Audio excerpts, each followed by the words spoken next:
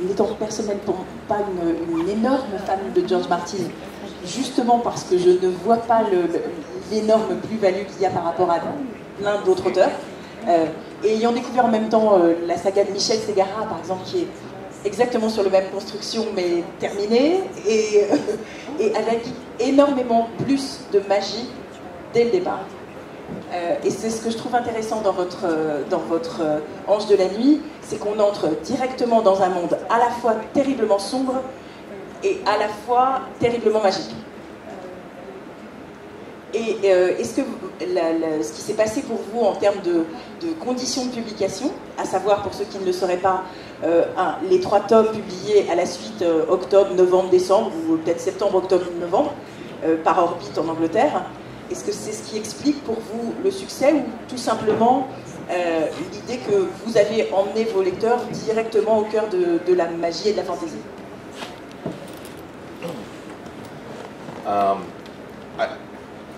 If I knew exactly what I did that made me successful, I think we'd see a lot of other people copying it as closely as possible.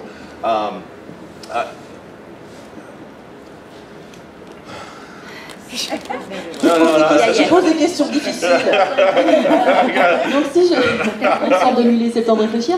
Donc si je savais ce que j'avais fait exactement pour avoir autant de succès, techniquement je pense qu'il y en a beaucoup d'autres qui copieraient derrière. On peut peut-être raconter comment ça s'est passé tout simplement pour écrire cette première trilogie.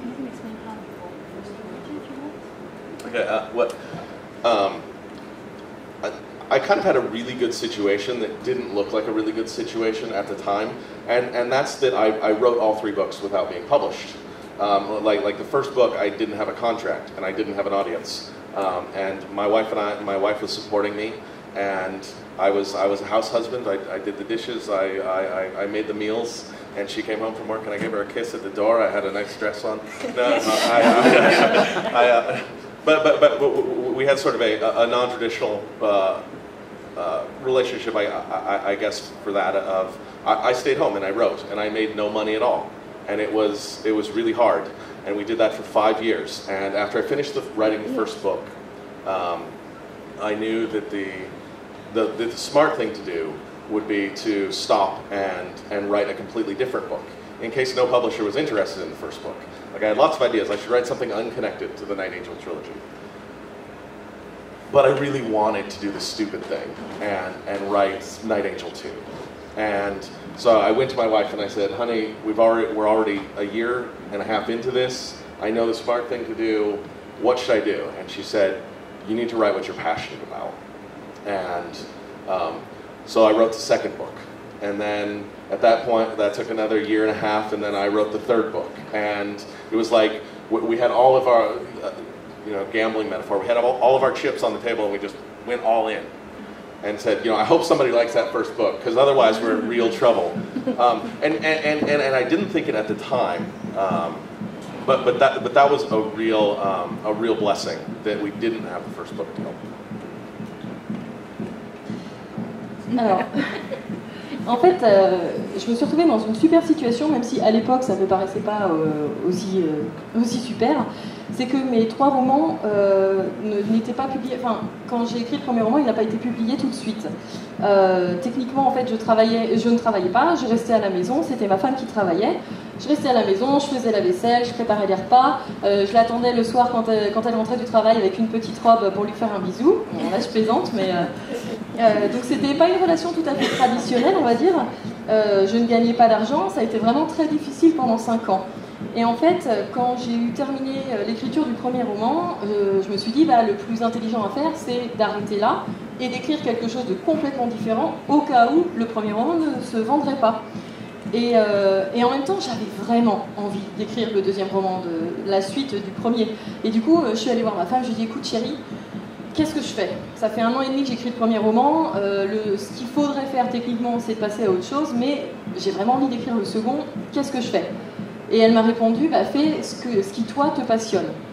Bon, du coup, j'ai écrit le deuxième roman, 1 an et demi de plus, j'ai écrit le troisième, et c'était vraiment c'était un coup de poker. On a parié, on a mis tout sur la table, on a tout mis sur le tapis, et on a juste... Je me suis dit, j'espère vraiment que le premier roman va se vendre, parce que sinon, ça fait juste 5 ans que je bosse pour rien. Et à l'époque, vraiment, ça ne paraissait pas être une situation très enviable, et au final, c'était vraiment ce qu'il y avait de mieux. And the reason that it was a blessing in disguise, we'd say, was that I had time. I had no other voices coming into my head. I didn't have bloggers saying this was stupid.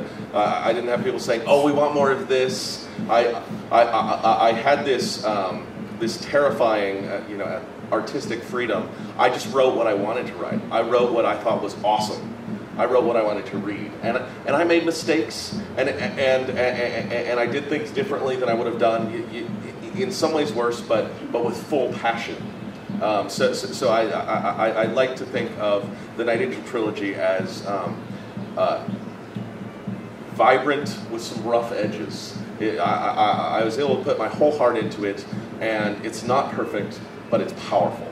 And I was able to do that because I finished all 3 books without any other voices coming in.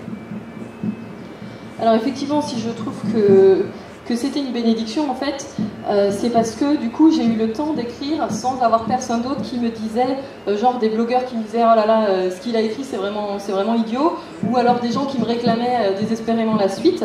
J'étais complètement libre, donc j'ai vraiment écrit ce que j'avais envie d'écrire. Alors certes j'ai commis quelques erreurs, mais je l'ai fait vraiment avec toute la passion dont j'étais capable. Pour moi, la série de L'Ange de la Nuit, elle est vraiment pleine de vie, et même si elle n'est pas parfaite, elle est assez puissante parce que j'ai vraiment travaillé avec mon cœur, et j'étais sous l'influence de personne d'autre parce que personne n'avait lu mon travail. Bien, justement, vous évoquiez les réseaux sociaux et le poids des blogueurs et le poids du relationnel avec les lecteurs. Est-ce que ça a changé maintenant pour vous? Est-ce que vous êtes comme Patrick Rothfuss, quelqu'un qui communique sur sa petite fille ou sa vie de famille? Est-ce que vous êtes comme vous êtes ami avec Sam Sykes, avec Peter Vibrett, vous échangez sur Twitter? Quelle est votre relation avec le lectorat et avec les réseaux sociaux? That's been a huge challenge of figuring out what exactly do I want my social presence to be, and how much of my life do I share with people. And what I decided was that I didn't want to write a blog because I'd read a post with all my thoughts, and then I'd think about all the negative ways people could take a quote out of that and throw it back at me 10 years later. And so I would rewrite, and then I'd massage it, and I'd think about it, and then I'd spend hours on something, and then I would end up not posting it because I was too nervous or whatever, or somebody could possibly take this wrong somehow. And so I decided, no blogs for me. I'm not going to talk about politics. I'm not going to talk about a lot of these touchy things that will alienate some readers. So instead, on the website, I have news. So when I have news, I post some things, and I have a writing advice column, which I say, this is just mine. These are my thoughts. I'm not the authority. Maybe some things I have to say will help you. But so I keep that side of things a little less personal. It still has the flavor of my personality, but I don't have pictures of my daughter on there. I don't get too personal on the website. I'll talk about the rest of the site. Alors oui, effectivement, c'était un vrai défi de décider quelle serait ma présence sur Internet, à quel point je voulais partager ma vie avec les gens. Et alors j'ai décidé assez vite de ne pas faire de blog parce que j'essayais de préparer un article à publier. Et puis je le relisais, je me disais, oula, ça peut être mal pris, ça on peut me citer hors contexte et ça peut être mal pris aussi. Et genre on pourrait me le ressortir dans 10 ans, donc j'y passais des heures, je réécrivais, puis au final je le postais pas parce que je me disais, il y a encore quelqu'un qui pourrait le prendre de travers. Donc je me suis dit, ok, pas de blog, je ne parle pas de politique, je ne parle pas de sujets un petit peu sensibles. Du coup, j'ai préféré faire un site web où j'ai mon actualité, donc à chaque fois qu'il se passe quelque chose de nouveau, là par contre j'actualise pour le dire aux gens. Je parle un petit peu, mais je ne parle pas de ma vie personnelle, il n'y a pas de photo de ma fille sur le site internet ou quoi que ce soit. I do Facebook, I do Twitter. I'm friends with some of those guys, with Peter Brett and Sam and Pat and some other writers, and it's fun. We joke and we tease a little bit back and forth, and I like to engage. It's nice to, Twitter's nice way to talk to readers because it's only a couple sentences. at the most. So you can be like, yes, I see what you said, I really appreciate it, but I can't write you a 1,000-word email back right now. I do also try to answer emails. It's totally different than when I wrote my first series. It's like the readers have expectations and they want to talk to you, and I want to talk to readers. It's really fun for me to talk to people who've engaged with my art in some way. But it's also, they engage with my art in some way. The books are what matters. If you don't write books, you're just a Kardashian. I mean, I'm sorry. And that's not what I want. Doesn't know about it.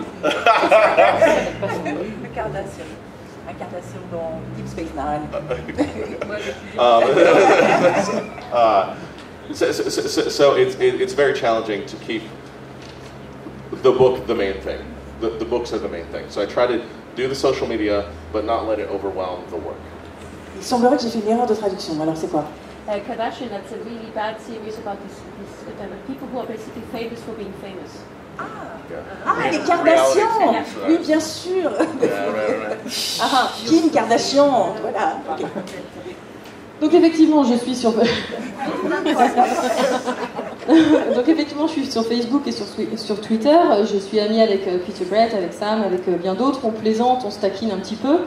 Moi, ce que j'adore avec Twitter, c'est que c'est court. Donc comme ça, voilà, quelqu'un peut faire un commentaire et puis je dis ah bah oui, merci beaucoup d'avoir écrit ça. Bon, j'ai pas le temps de t'écrire un mail genre de 2 pages, mais merci. J'essaye quand même de répondre aux mails qu'on m'envoie. Mais c'est très différent de la première série que j'ai écrite du coup, parce qu'à l'époque j'avais aucun contact avec les lecteurs, alors que là les lecteurs veulent me parler et je veux leur parler aussi. Mais le problème c'est que il faut quand même garder le livre, enfin c'est le livre qui importe le plus, parce que sinon je suis comme Kim Kardashian. Voilà, être célèbre pour être célèbre, ça ne sert pas à grand chose. Donc le défi c'est vraiment de garder le livre au cœur de ma vie. Et d'interagir un petit peu socialement, enfin sur les réseaux sociaux, mais de m'intéresser quand même plus à mon travail qu'à ça. You have no idea how good it makes me feel that you guys didn't know who Kim Kardashian was. Je suis très fière que vous n'ayez aucune idée de qui est Kim Kardashian. Alors en fait si, moi j'ai une idée, mais je suis tellement une geek que j'ai pensé aux Kardashians de Deep Space Nine, qui est une série de Star Trek. Oh, okay. Voilà, c'était ma faute. Bon, et justement, est-ce que l'importance des réseaux, y compris les réseaux sociaux pour les lecteurs par rapport à tous les auteurs qu'ils aiment et qu'ils connaissent et qu'ils ont l'occasion de voir et de lire sur Twitter et sur Facebook, est-ce que ça change le rapport quand ils viennent en dédicace, quand ils viennent pour parler des livres? Est-ce que les attentes et les demandes sont différentes, même si vous avez du coup pas tellement connu avant les réseaux sociaux?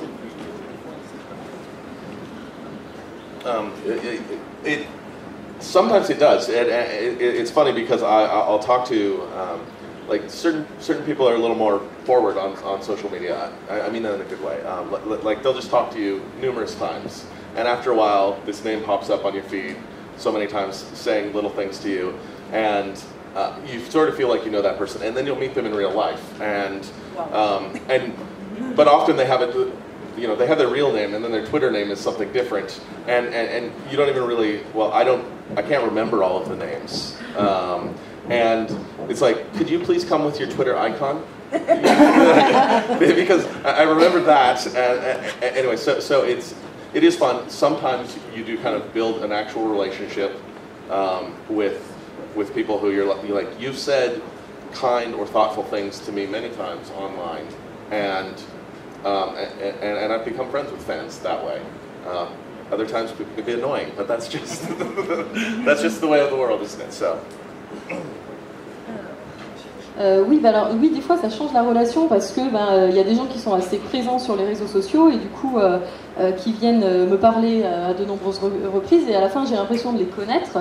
Et puis en fait je les rencontre dans la vraie vie. Le problème c'est que ils n'ont pas le même nom sur Twitter et c'est pas leur vrai nom.